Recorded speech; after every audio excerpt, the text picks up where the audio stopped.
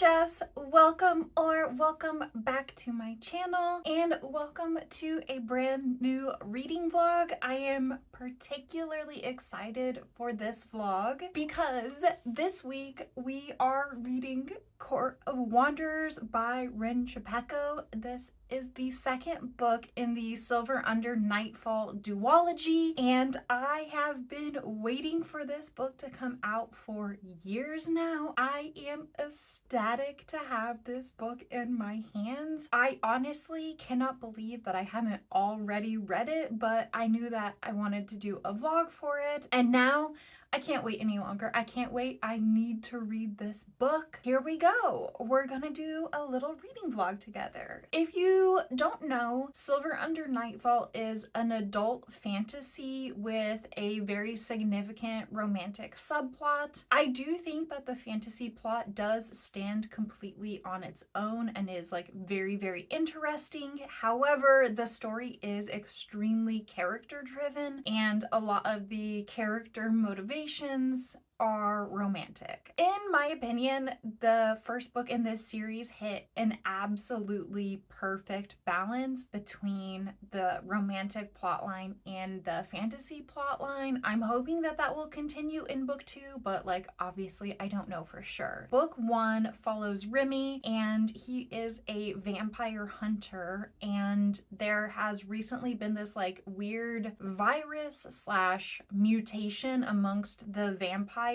It makes them like completely feral. They become like true horror monsters, and honestly like it is a little bit horrific. Like it does branch a little bit into the horror genre when we're looking at these monsters. Obviously, these new like mutated vampires, they're a problem for the human population, but they're also a problem for the vampire population because they just simply cannot be controlled and they just go on big old mass murdering sprees. You also meet Shaoden and Malik, and Shaoden and Malik are engaged to each other. One is the like king, I guess, of the third court. They don't really say like king, but like leader. And then Shaoden is the princess of the fourth court, but they're also in Remy's like country because they are looking to create a political alliance between the vampires and human population. They aren't the only leaders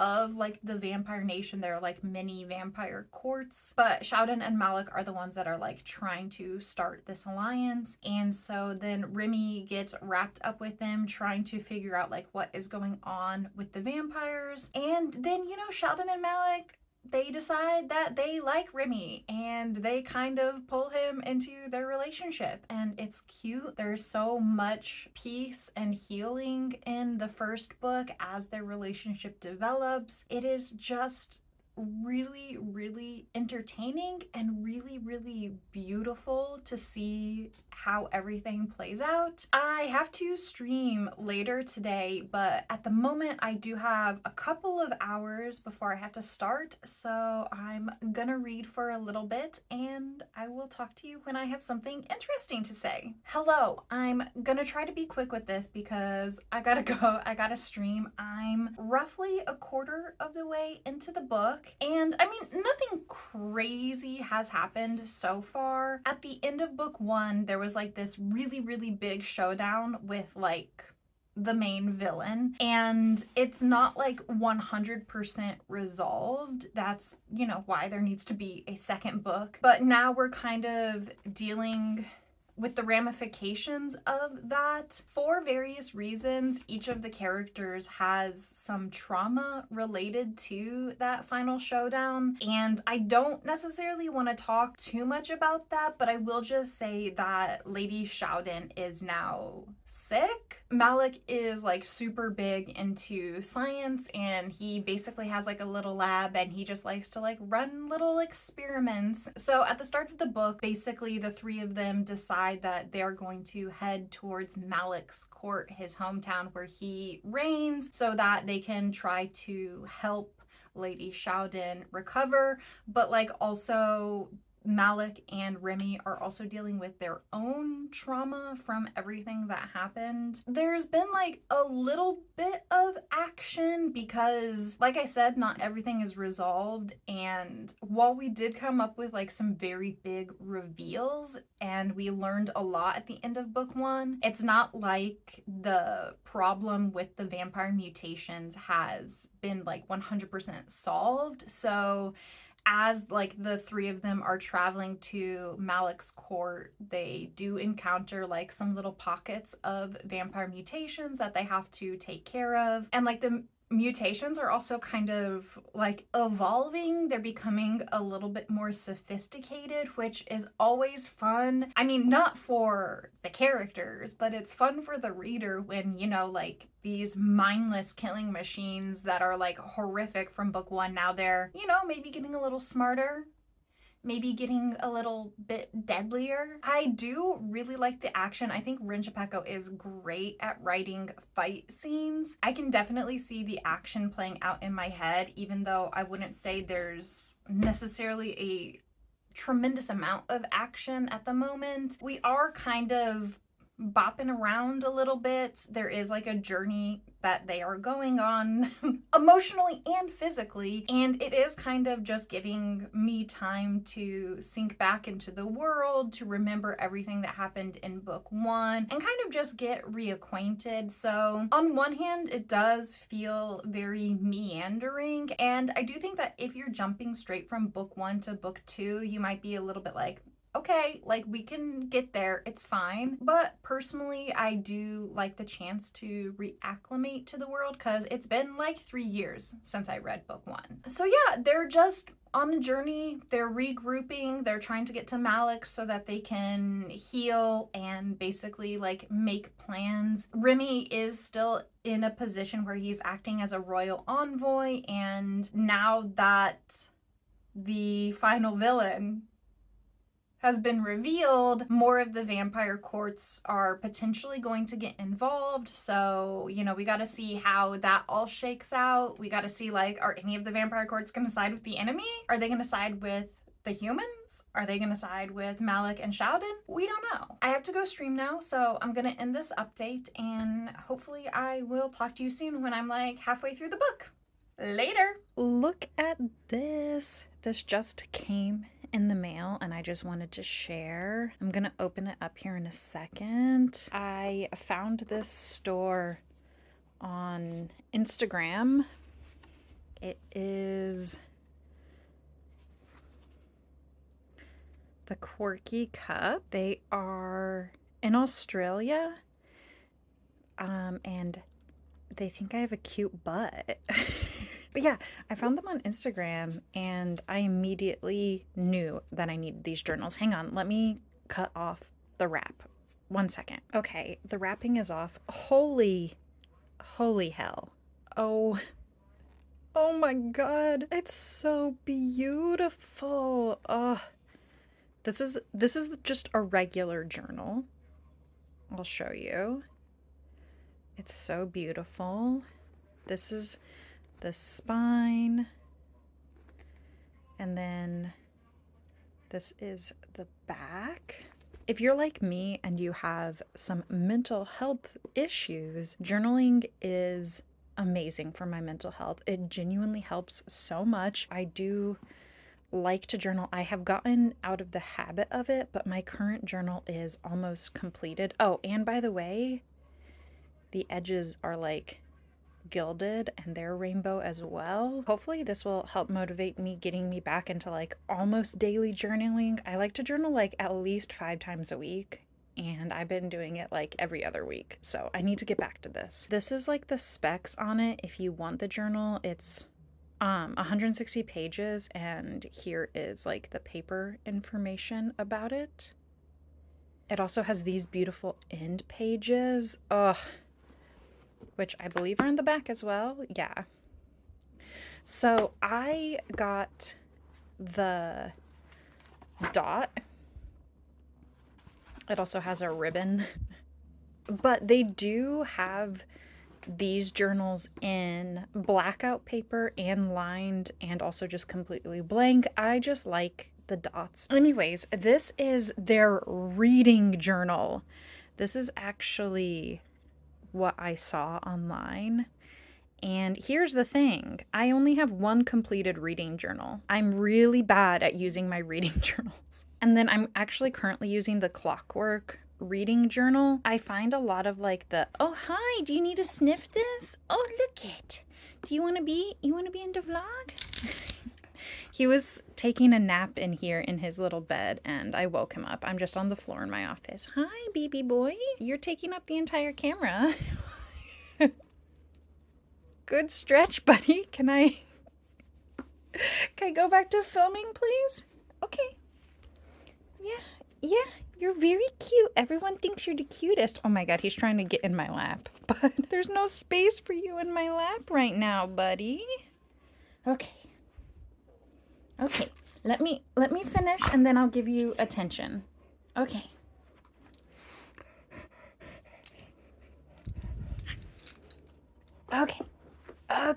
I don't really like a lot of the like questions in the Clockwork reading journal, and that's fine. It doesn't bug me that they're there, but it just means that there's like a lot of wasted space in the journal. So I do need to finish using that journal. I have a lot of reviews left in there, so I need to get back on it. But okay, buddy, I need you to give me space. But I got this one from them. It also has like the gilded edges, but they're gold for this. What I like, I don't know if it'll focus. Do you see how it says like volume 3 here? That is just because this purple color is like the third color that they released this journal in. So I think it's kind of fun if you got like every single color as you filled them out. It would be like volumes 1, 2, 3, and I think they have a 4th color now. It also has beautiful end pages and on the back, and then it also has the ribbon bookmark. But I thought I would just do a little flip through. There's the contents. And like all reading journals, there's a bookshelf and then also an empty bookshelf, and then reading goals if you want to set goals, upcoming releases. So I hope that this is focused well enough for you guys to see. And then there's a reading tracker, and I believe, yes, there's 3 years. Here's the thing, I don't think that this reading journal would last me more than 1 calendar year if I was like consistently using it. But it is nice that like if you are not a reader that does many reviews, it's nice that they have space in here for 3 years. And then you can set up your own reading challenges if you would like.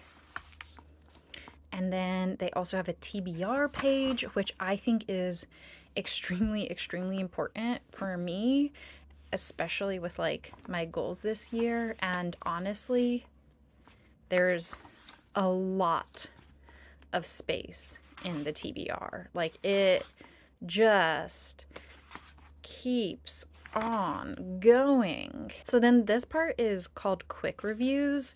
So this is basically just like book, author, like the date you read, and then like how you feel about the book, like a star rating. There's a ton of space for that. I don't know how many books you could put here, but like I said, if you are not a reader that does a review for every single book, which to be honest, I don't think I will be a reader that does a review for every single book, but you can see. And then this is the bigger review portion. I believe there's space in here for 40 reviews. So this is what it looks like.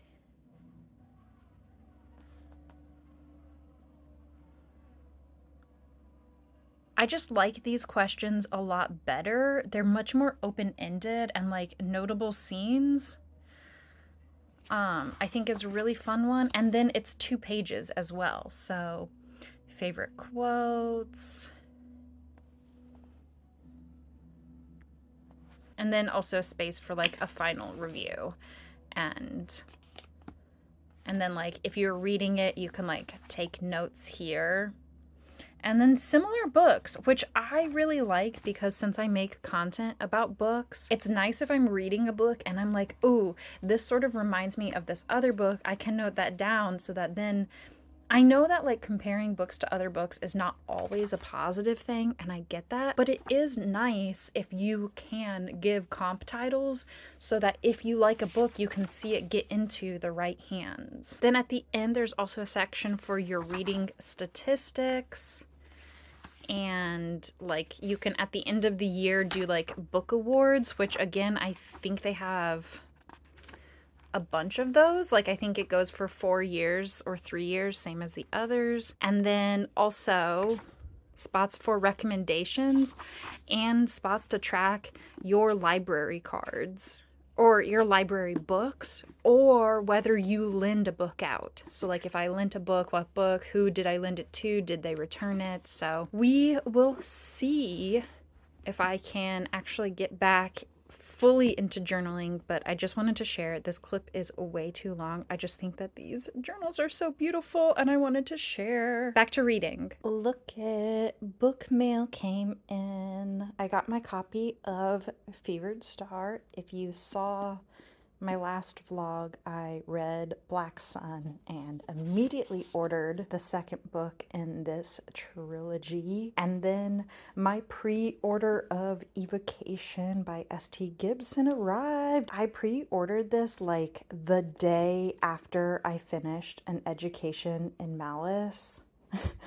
I was like, yep, I need that book in my life. Like, oh, it is so beautiful. Oh my goodness. And this is gonna be fun because this is S.T. Gibson's first like published series, I believe. Well, I mean, it's book 1, but her other 2 have been standalones. Adding 2 more books to my TBR because I can't be controlled. Hello, good morning. I am this far into Court of Wanderers now. I'm almost at page 200. I just thought I would do what will probably be my last update before I finish this book. Not really anything like too crazy has happened. At this point, they have left Malik's like castle thingy and they are now making their way to this place called the All Priory. It's basically like a spot of really important historical context for the vampires, and so it's where they're gonna hold like their vampire council. All of the leaders from all the other courts are going to meet them there, and then they're gonna decide how they want to handle the big bad. And also I think they're gonna talk more about like the human alliance too, because like currently Shaoden and Malik have an alliance. Remember, they're like the 3rd and 4th court leaders, and they have an alliance with like the humans from Remy's country. But that doesn't necessarily mean that like the other vampires want an alliance with the humans. I definitely have learned more about the vampire politics since we've been at Malik's court. It's been fun. It's been quite a bit of world building, and I do expect that like there will be a lot more world building once we get to this like all priory location and we get to meet people from like all the other courts. All of the courts operate as like sovereign countries, so all of them are gonna have like their own way of running things, their own politics, their own idiosyncrasies. I don't know how interesting this update is compared to some of the others, but I am enjoying myself. I'm really digging getting more into the world building of this. As always, enjoying seeing Remy with Shaoden and Malik, both of them. They have finally brought up like the question and the conversation of you're a mortal human with a vampire, in this case with 2 vampires, and anytime it's a romance you always have the question of, are you going to turn them? Do you want to be turned? Do you want to stay human? I'm really liking seeing those conversations. We've already seen how some other characters have handled that situation. I genuinely don't know what the three of them are going to do or what they want to do at this point, it very much still feels up in the air. It's not necessarily a question of like how devoted are these characters to each other, even though like that is part of it. Like this relationship is still relatively new. It's a very heavy question to ask. There's also the question of like, would Remy survive if he wanted to be changed? And also like, how would him changing affect him on like a personal, mental, and emotional level? And like, would that change that he experiences then affect the relationship? So there's definitely a lot to consider. I like that they're starting to bring that up. I look forward to them discussing it more because I think that Hsiao-din and Malik so far have been really respectful to Remy. I just like it. I love the three of them together. They're so cute. I'm looking forward to things kicking off in a more political way, and I'm looking forward to figuring out what the final showdown is going to be. There's a lot that still needs to happen and a lot of things we have to figure out. Like I said, my plan is just to read today, and I will talk to you later. Hello. Sorry for the bad lighting. Anytime it's dark out and I film in the living room, it's just shit lighting because that's what I have. I just read the scene where all of the vampire political figures have gathered and they questioned Remy's like true intentions, and that scene,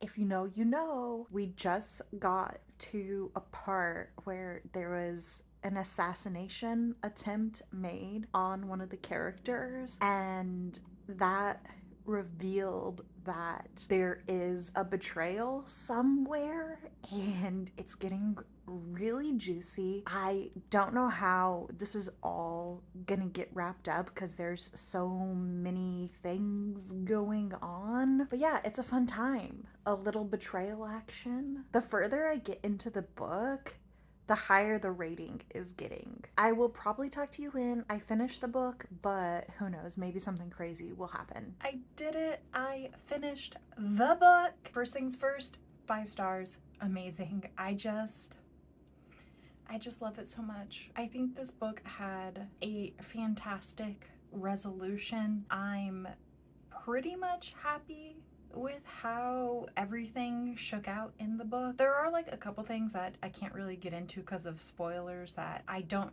necessarily think are perfect. It still is like a 5-star book. I thought the action was just so fantastic. I mean, there definitely was like some action in the beginning, but then like the end scenes actions, I don't know, like I could just see them playing out in my head, and I really liked it. Like this is a series that definitely would translate really, really well to a TV show or a movie. It would just be so much fun. And not to say that there aren't some things discussed in this book that are a little bit heavier, a little bit darker, because you know those type of things do come up, but the overall mood of this series is fun. It's meant to make you feel warm and fluffy. It's meant to be entertaining as hell, and it 1000 billion% accomplishes that. I do think that this is a series that really relies on how much do you like Remy. And I think if you try this book series out and you're like, I don't really like Remy all that much as a character, then I think put it down, because like you're just not gonna like it. It definitely is very character driven, and Remy is the only point of view that you get, so you really have to enjoy being in his head, which I just love. He's such a himbo. I'm not saying he's unintelligent because I don't think that's true, but he is a himbo in like the best way possible. He is a cinnamon roll. He is so sweet and empathetic, and I just love him. Like I did say, it's not a perfect book. There are a couple things that I can't talk about that I didn't necessarily love. Other than that, my only criticism is just that I wanted more pages of Remy and Xiaodan and Malik together. I understand why, because this book is less than 500 pages, so I do get that there's a lot of things that have to be resolved. I do think that in publishing now, they are really pushing for authors to cut things out and make the book shorter, which I don't agree with. Like, I think short books are good and they have their place, but I think every story needs to like have the pages that it needs in order to tell the story that it wants to tell. And in this case, I just would have liked to have more time building the relationship. That's not to say that I don't think it was adequately developed, because I definitely do think it was. I just wanted more conversations on page, more demonstrations of love on page. You know, I just want that cute fluff. But overall, this book delivered so well. It definitely lived up to my expectations for it, and there is definitely a chance that you will see this in my top 10 of the year. Thank you so much for hanging out with me today. I really appreciate it. That's another series, thankfully, that I've completed for the year, which is good since last week I started a new series. If you enjoyed this video, please consider subscribing. I would really appreciate it. Stay safe this week, stay hydrated. It's getting so hot in the US, and I will see you next week. Goodbye.